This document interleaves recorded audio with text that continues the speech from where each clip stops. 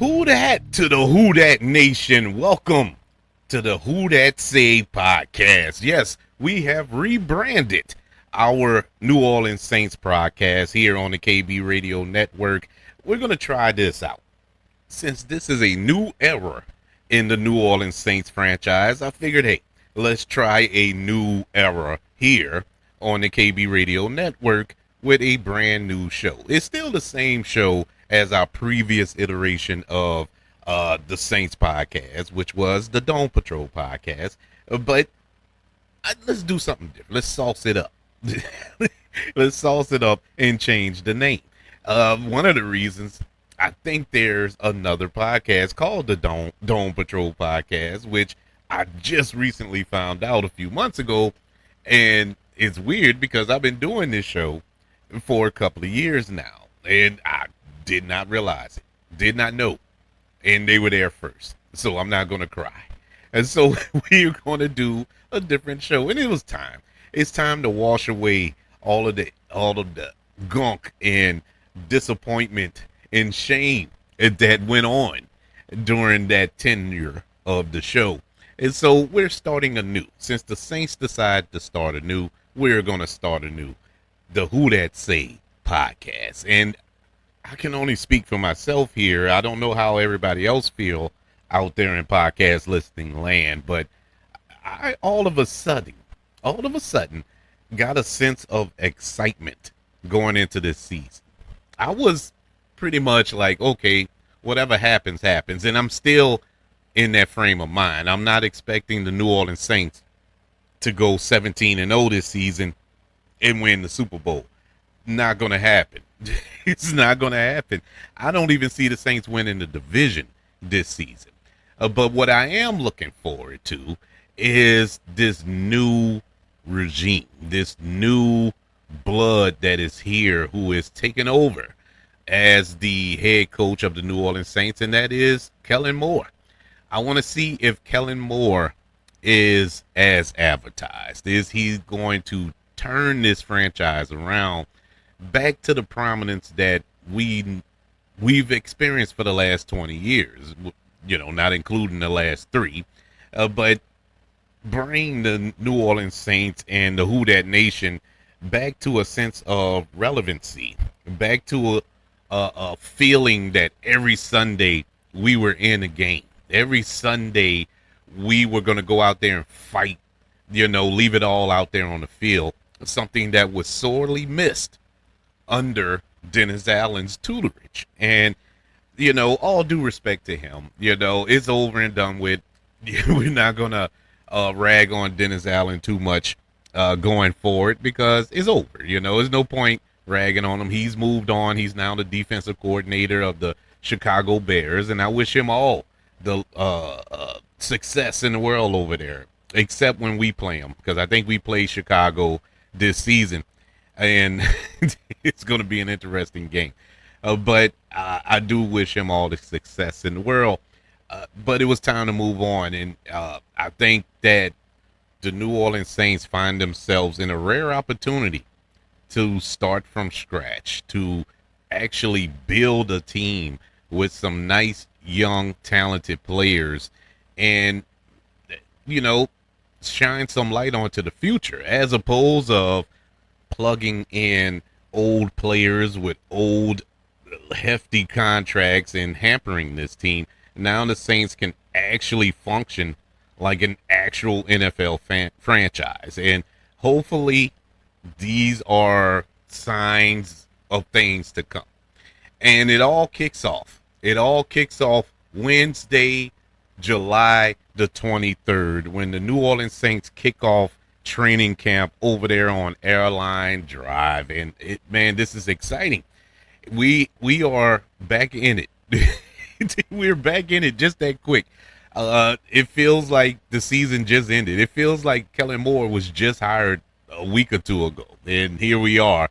We're back starting a brand new season for the New Orleans Saints. And like I said, I'm excited to see what's next. Win or lose this season.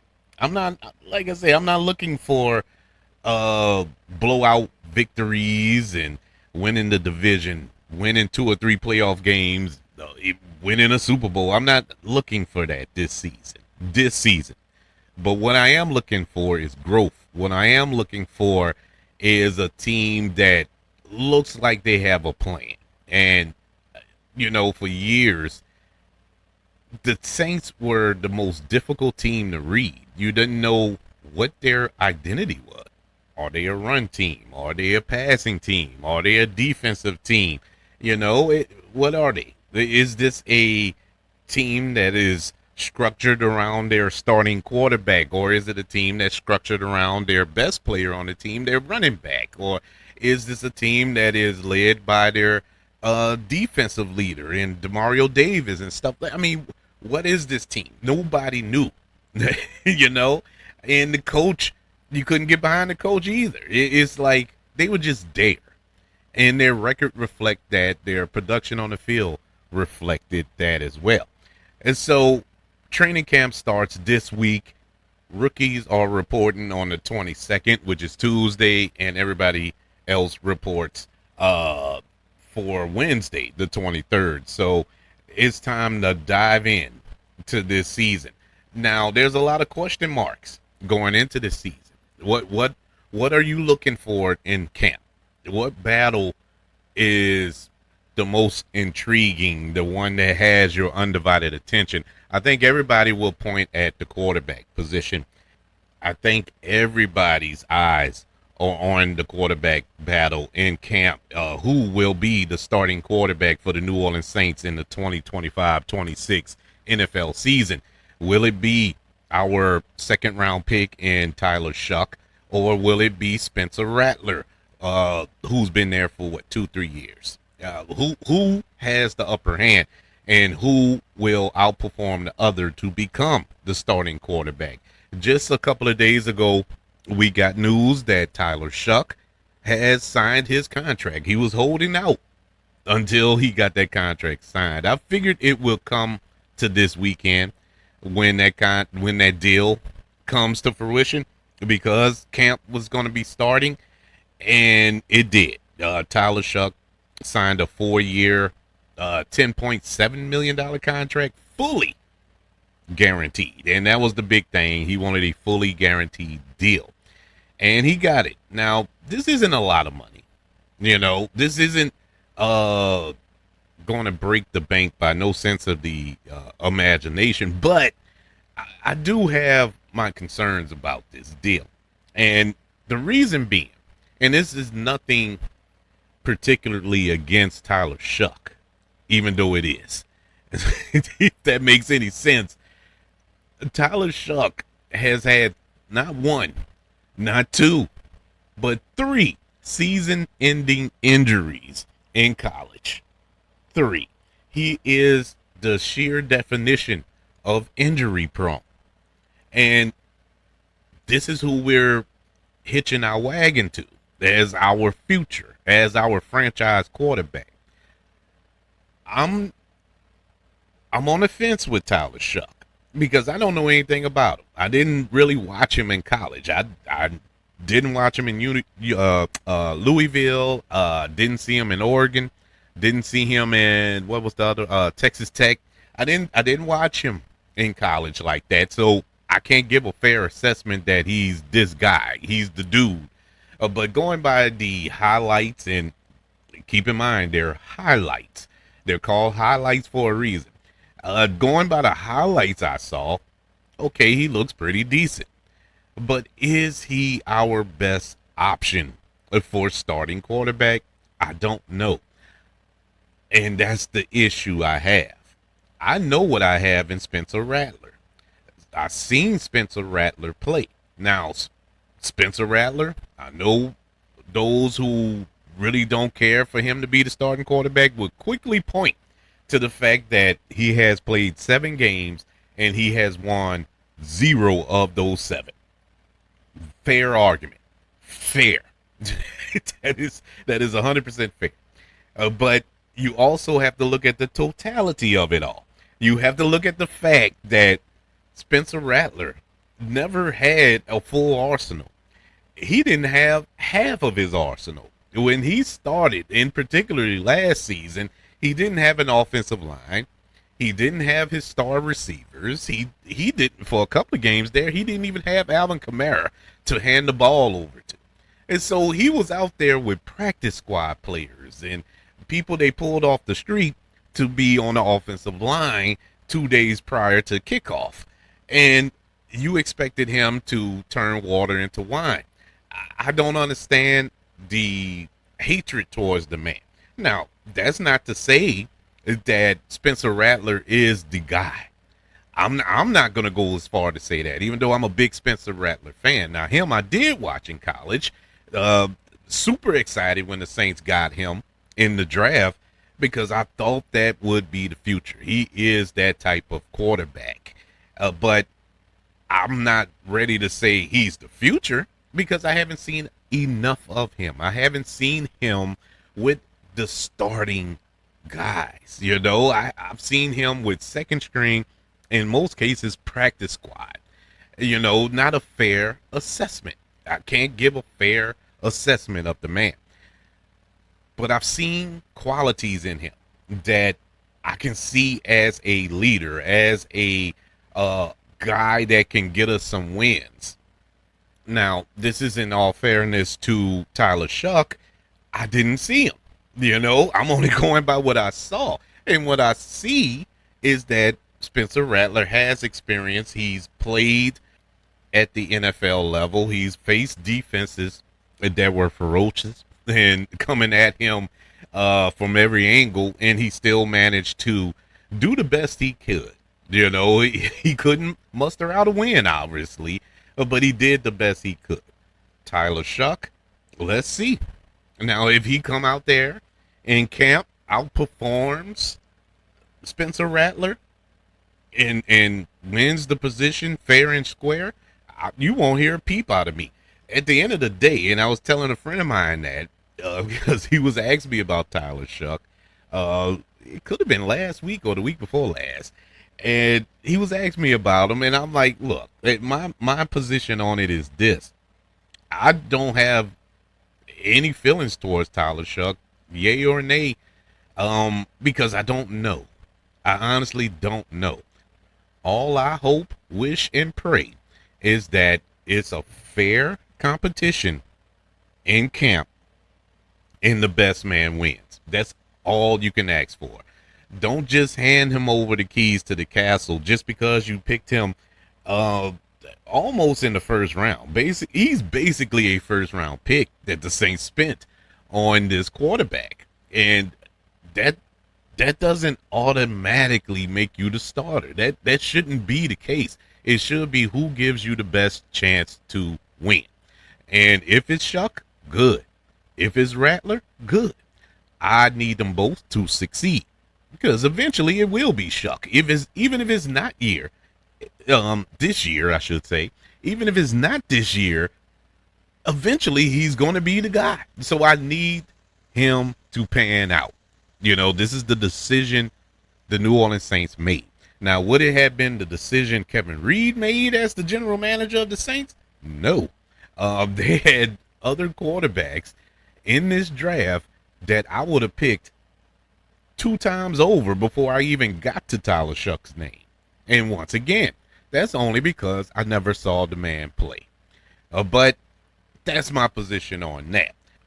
But with all that being said, that's not the go-to in camp that I'm looking for. That's not the thing that I'm paying the most attention to, believe it or not. The thing that I'm paying most attention to going into this season, going into training camp, is the defense. The Saints have a new defensive coordinator in Brandon Staley, who was the former head coach of the Los Angeles Chargers, and he is known for being a great defensive coordinator. Well, maybe great's too big, but he's a really good defensive coordinator. His defenses have ranked pretty high. I want to say top 5 throughout his career. He knows his job. I want to see this new defense. I believe that the Saints will be switching to a 3-4 defense under Brandon Staley. So will this benefit players like Demario Davis, like a Cam Jordan, like Isaac Forsky, who can't get on the field? Will it benefit Brian Brzee? Will it benefit these players who are great in their own right under Dennis Allen, who got the best that he could out of everybody? The defense wasn't really the problem, but sometimes it felt like the defense was a little wonky. And now with this new style, this new defense, what can we expect? Now, to be fair, Brandon Staley has had some Pro Bowl players on his defense. Khalil Mack, and he had Aaron Donald when he was the defensive coordinator and for the Rams for a while. Yeah, he's had some top-notch players to make his defense look just that much better. Saints don't have players like that. They have great players, but they don't have nobody in that regard. But we'll see. We'll see. Who knows what can happen here in this new season. But now, let's recap what has taken place since the New Orleans Saints hired Mr. Kellen Moore as the Saints head coach, the new head coach of this team. We've had a lot to take place. We've had a draft. The Saints drafted Calvin Banks Jr. He's an offensive tackle from Texas. Tyler Shuck, who we talked about earlier. Vernon Broughton, defensive tackle. Jonas Sinker, who's a safety. Danny Struckman, who's a linebacker. And I remember seeing him at Oklahoma. He's good. He's good. That was a good pickup by the Saints. Quincy Riley, a cornerback, also in Louisville. Him and Tyler Shuck were teammates. Devin Neal, a running back from Kansas. Now, he is nice. A good compliment to have with Alvin Kamara, especially with so many question marks surrounding Kendrick Miller, who is a really good running back, but has shown that he is injury prone, and we don't know how that's going to turn out. Saints got a good tight end from UCLA. I can't pronounce his name. He's a Samoan. I can't pronounce his name. We just gonna call him Eminem. He's a really good big tight end and runs routes like a wide receiver. He's one of those tight ends and big and nasty because, like I said, he's a Samoan. And so I like that pickup. And their last pick was an edge rusher, Fadil Diggs from Syracuse. Saw some highlights of him. Once again, it's highlights, but he does fit the bill. It looks like he might be a force to be reckoned with. Along with the draft pick, Saints had some additions in free agency. They brought in Cam Akers, running back, who in his prime, Cam Akers was one of the better running backs in the league, but he's a little older now. Plus, he gets banged up a lot as well. I think he's there for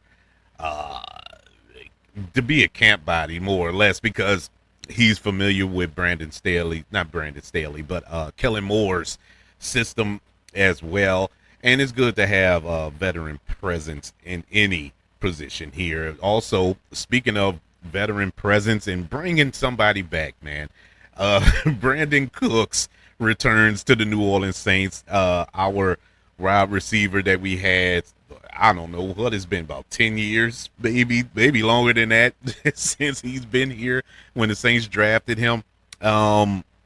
Another person who I think is here for camp body purposes, and he is familiar with Kellen Moore's system, having played with him in Dallas for all those years.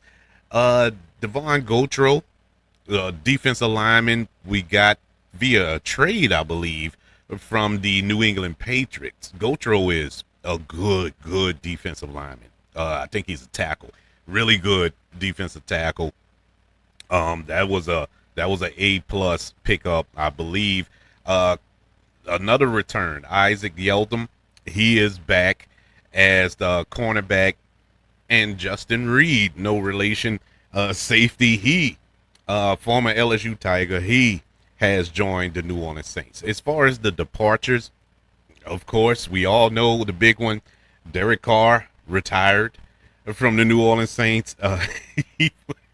Um, let me say this. Let me say this about Derek Carr, and let me put this baby to bed about Mr. Carr. Mr. Carr was the worst free agent pickup by the New Orleans Saints, and I know you probably think no, Brandon Browner was. Nah, nah. Oh, what about Jarius Byrd? Nope, nope, nope. We got to admit Derek Carr was the worst free agent signing in Saints history. This dude was pathetic he is pathetic as a human being and a quarterback. I have never seen such a sense of entitlement from an individual who has accomplished nothing on the field. He has I would have accepted it more. I would have accepted his attitude, his demeanor, the way he tucked his tail and ran off, had he been some sort of champion, had he been some sort of a MVP quality quarterback. He was nothing. The dude was sorry. He got into it with everybody. Nobody on the team liked him. He didn't embrace the team. He didn't embrace the franchise and the fan base. He was just horrible. And I'm going hard in the paint, and it's not because of Derek Carr. It's because of comments I got when I did a show surrounded around Derek Carr, and people literally came at me. I guess because I was using race, and I never used race, and I still ain't. I don't care if he was black, white, Asian, Puerto Rican. It didn't matter. The dude is an idiot. And for all of those people that sat there and said that I didn't like Carr because he was white, or if Derek Carr was black, I wouldn't be saying the things that I say. That is a lie. That is no further from the truth than you can get. I don't care about your race. That has nothing to do with how you played the game. For example, Drew Brees, greatest quarterback the Saints ever had, one of the greatest quarterbacks to ever touch the field. He got on my nerves, especially when it came time before the kneeling of the flag thing, when he made that stupid comment during the pandemic. And I made it known. Couldn't stand the comment, didn't like his stance, but whatever. But one thing Drew Brees did, he didn't shy away from it. He apologized when he felt he had kind of crossed the line, but he still stuck to his stance, which he has every right to do. I didn't have a problem with that. I just had a problem with what he had said about it. With all that being said, still love Drew Brees, even though he made an idiot statement. It had nothing to do with race. It had absolutely nothing to do with race. And I talked about Jameis Winston when he did bonehead stuff. I talked about the bonehead stuff that he did. It had nothing to do with race. But, you have a certain contingent of people who love to twist things and make things bigger than what they are and whatnot. You idiots. At the end of the day, if my content does not gel with you, by all means, feel free, go find another one. Go find another one to listen to, because I'm going to speak the truth. I'm going to speak my truth. And now I've spoken what I conceived as my truth on this show, and I've been proven wrong. And I've come back and said I was wrong about certain things. I have no problems with that. But as far as the slander and all that, and accusing me of being racist, that's just dumb. That's just ridiculous. I don't like that. But that's how I feel about the Carr situation. I just don't like him as a person. I don't. And how he played on the field pretty much matched how I felt about him personally. And so it is what it is. But he's gone now. And that's it for you. I plan to talk about Derek Carr no further. That it is over. That chapter is closed. That book is closed. Thank you, Jesus. But he's gone. Jamal Williams is gone. Another bad free agent signing. A man who led the lead in touchdowns when the Saints signed him, only to get here and couldn't get in the end zone for some strange reason. He's a funny dude, good dude, personally, but on the field, it just didn't quite get there. Another departure which upset me. This part really made me mad. And that was Marquez Valdez-Scantling. And I was so hurt when he moved on because he signed with, I think he went to Seattle. And they signed him for nothing. And I was like, man, he could have stayed here. And he wanted to stay here. He came to the team when we were just completely depleted in our receiving core. And he came and showed out. And I was hoping that the Saints would hold on to him, but for reasons, he is gone. Offensive guard, Lucas Patrick. Offensive tackle, Ryan Ramczyk, who retired. He hasn't played in 2 years. Yeah, and it boggles my mind that he was still on the roster because I vaguely remember or vividly remember him basically saying he was done a couple of years ago because of his knees. He couldn't do it anymore. But for some strange reason, he was still on the team, on books wise. But officially, he has retired. God bless him. He was our best offensive lineman. That's going to be a major blow, but we'll bounce back hopefully. Willie Gay Jr., who also came in a time when we was hurting, produced pretty well, but he has moved on. Paulson Adebo. Now, this was the biggest shock of free agent departures for me. Paulson Adebo was good, really, really good. Now, he wasn't Marcus Lattimore, but he was good. Yeah, he'll give you a PI.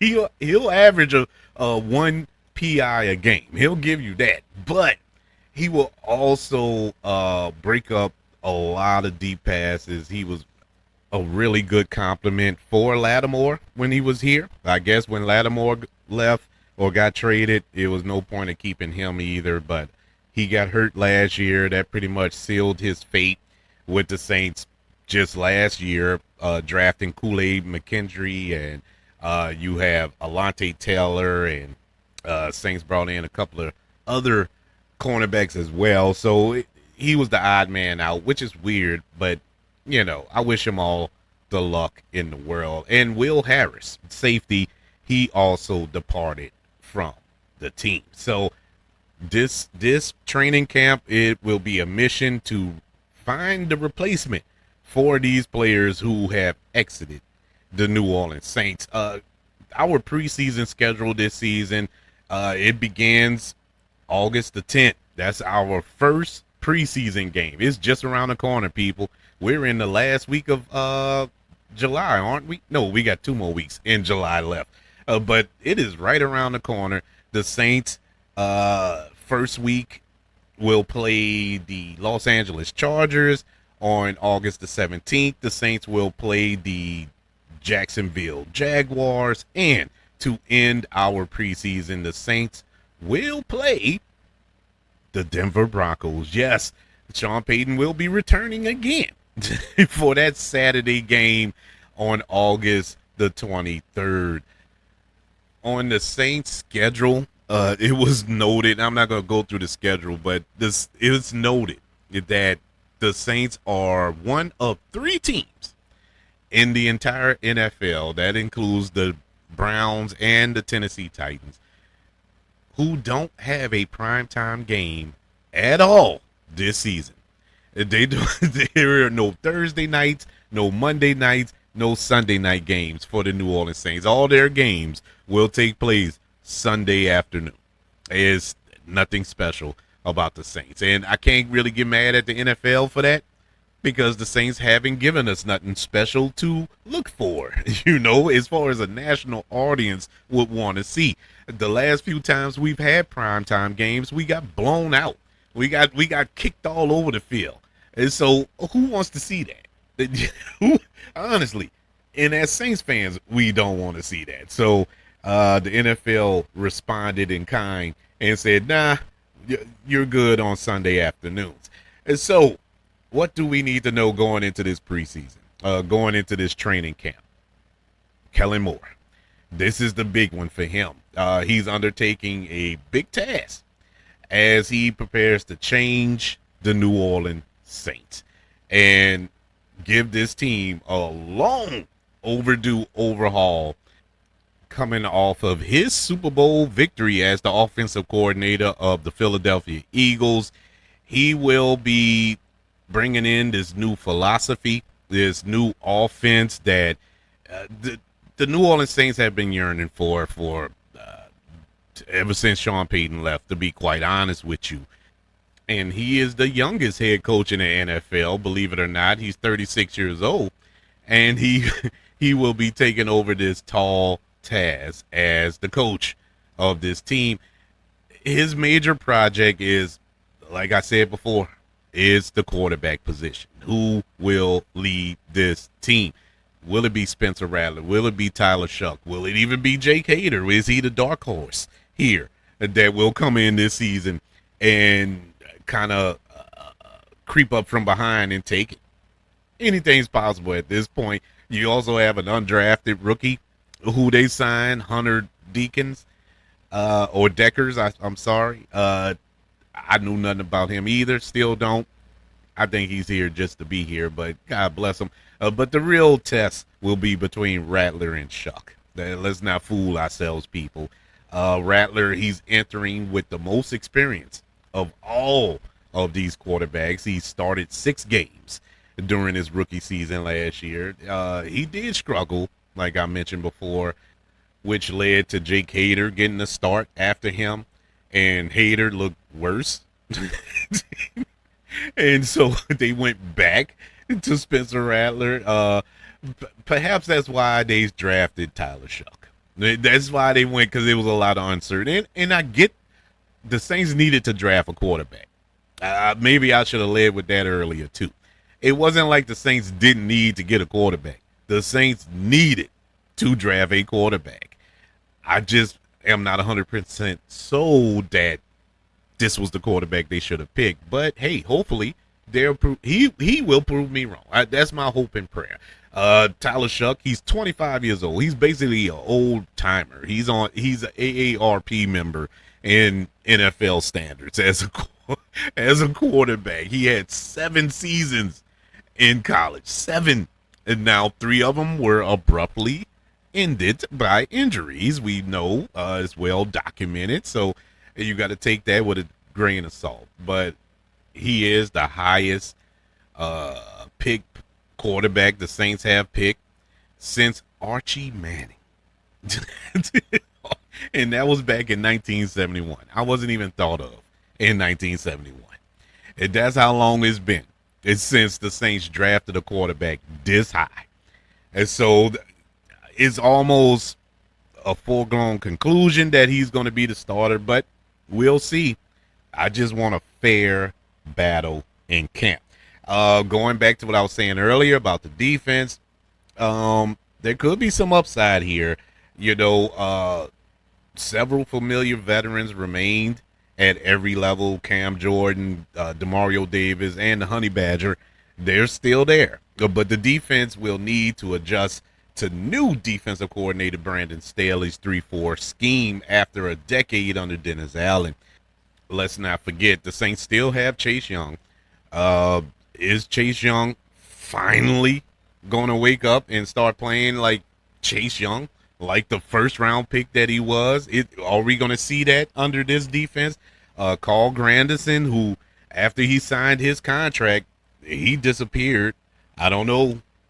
I don't know what's up with that. Brian Brucey, who is probably one of the better picks the Saints made in the last 2 or 3 years, who, in my opinion, has been the most consistent thing on that defensive line since he been drafted to the team. You have Colin Sanders, who he also returns to the team, and like I mentioned before, Devon Gautreaux.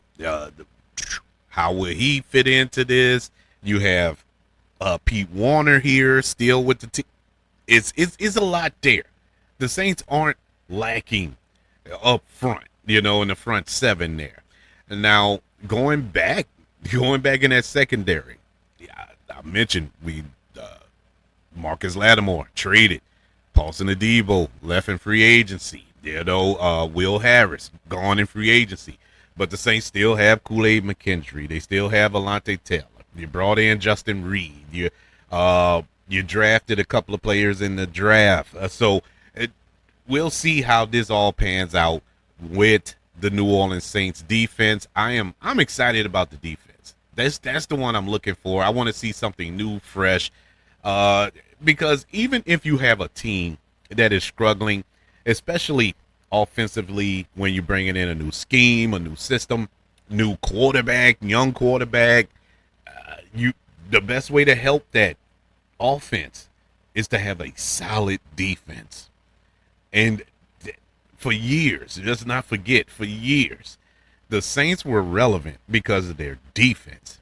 It wasn't because of their offense. Going all the way back to the Jim Mora era, the offense was hot garbage, but you had a Hall of Fame defense, and I'm not exaggerating.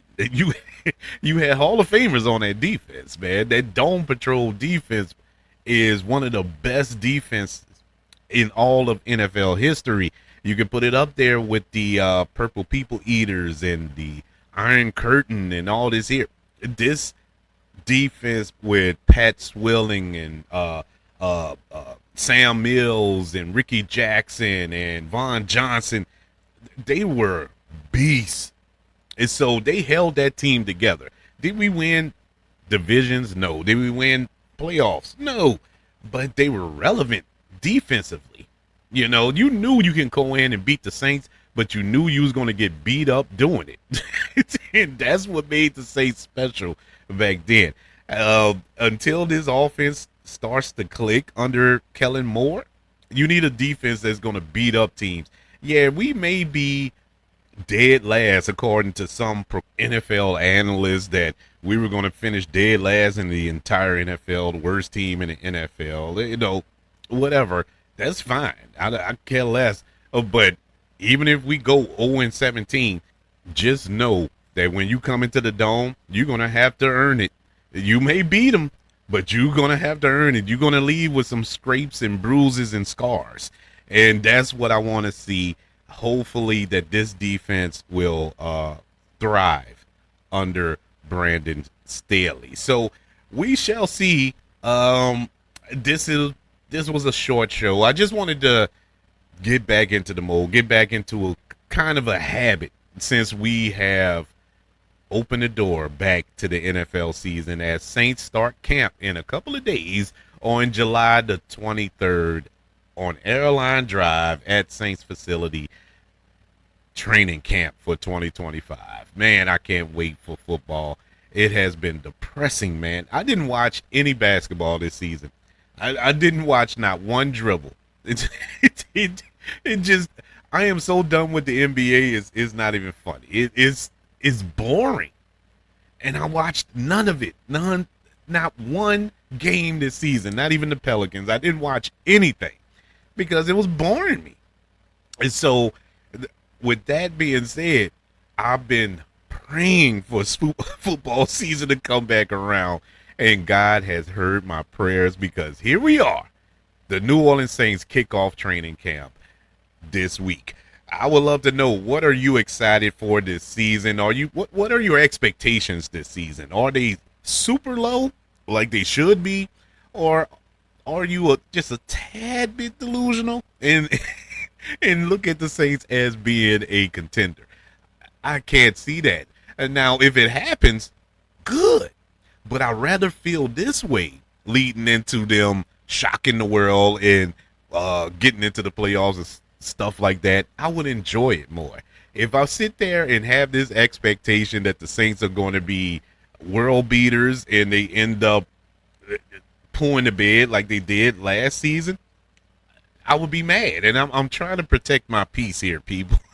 So I would love to know your thoughts going into this season for the New Orleans Saints. Email the show, kbradiopodcast@gmail.com. You can also search for the show on all social media platforms. Just search for the KB Radio Network.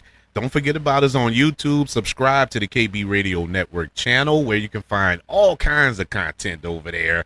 Like this video and share it if you don't mind. Don't forget about the 5 stars, the reviews, and sharing this show if you're listening on Apple Podcasts, Spotify, iHeartRadio, wherever you are currently listening to the brand new the Who Dat Say podcast. I want you all to enjoy these last few days of peace until the Who Dat Nation rises up and take over for the next, 5 to 6 months. It is going to be crazy, and I'm here for every minute of it. Oh, it's so good to be back, and it feels even better for you joining me as we jump right back into the season. Be on the lookout throughout the season, throughout training camp, as we drop episodes of the Who Dat Say podcast as we discuss New Orleans Saints. It feels good to be back, and it feels good to scream to the top of my lungs, Who Dat?